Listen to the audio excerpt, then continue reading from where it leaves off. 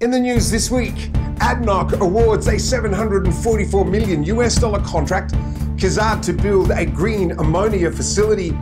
ARADA awards a $49 million contract to Al Ashram contracting company. KOC awards its largest environmental project at a cost of $3.3 billion. More infrastructure projects proceed in KSA and more. My name's Phil Higgins and thanks for joining us. ADNOC announced an award of $744 million for the full field development of the Belbazem Offshore Block in the emirate of Abu Dhabi as part of its plan to expand oil production capacity from Abu Dhabi fields to 5 million barrels per day by 2030. The Belbazem field block consists of 3 marginal offshore fields: Belbazem, Al Salsal, and Al Dholou. Yasat Petroleum Operations Company Limited, ADNOC's subsidiary and joint venture with the China National Petroleum Corporation, awarded the engineering, procurement and construction contract to the National Petroleum Construction Company, NPCC. The facility will include 3 offshore wellhead towers, 1 in each of the block's 3 fields, interconnecting subsea pipelines and cables to Zirku Island, 60 kilometers from the Belbazem field. First oil is expected to flow in 2023. KHALIFA Industrial Zone in Abu Dhabi, KIZAD, last week announced plans for the construction of a green ammonia production facility, which will target regional and international markets. KIZAD said in a statement that Helios Industry, a privately owned special project vehicle company, will invest over $1 billion in the construction of the facility over several years. The project will be developed in 2 phases. Once complete, the facility will produce 200,000 tons of green ammonia from 40,000 tons of green hydrogen. ADNOC also announced in a statement that it will construct a world-scale blue ammonia production facility in Ruwais in Abu Dhabi.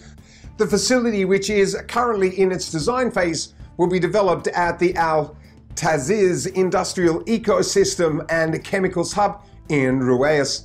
Sharjah's real estate developer ARADA has awarded the construction contract to build the Boulevard, an upscale residential complex at its Sharjah mega community Al Jada. The Boulevard comprises 3 apartment blocks featuring a wealth of amenities and surrounded by lush green landscapes. The 9-story blocks are located next to Al Jada's main avenue, an elegant tree-lined street, complete with shops, restaurants and cafes. The $49 million contract was won by the Dubai-based Al Ashram contracting company.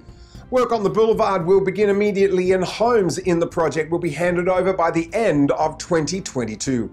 Kuwait Oil Company KOC has awarded its largest environmental project for cleaning polluted soil at a total cost of more than $3.3 billion to various local and international companies.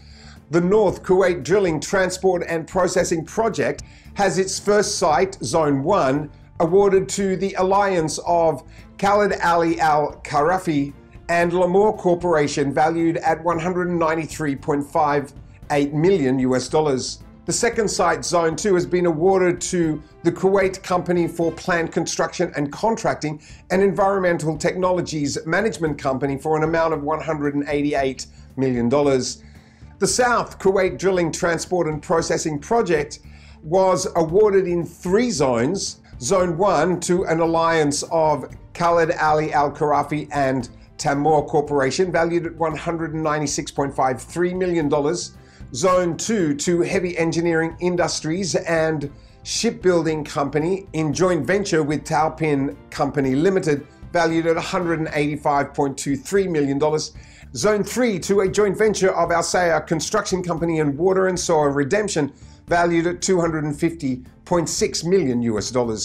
Saudi Water Partnership Company SWPC has invited pre-qualified companies to submit their expressions of interest for the Rabigh 4 Independent Water Project by the 30th of June 2021.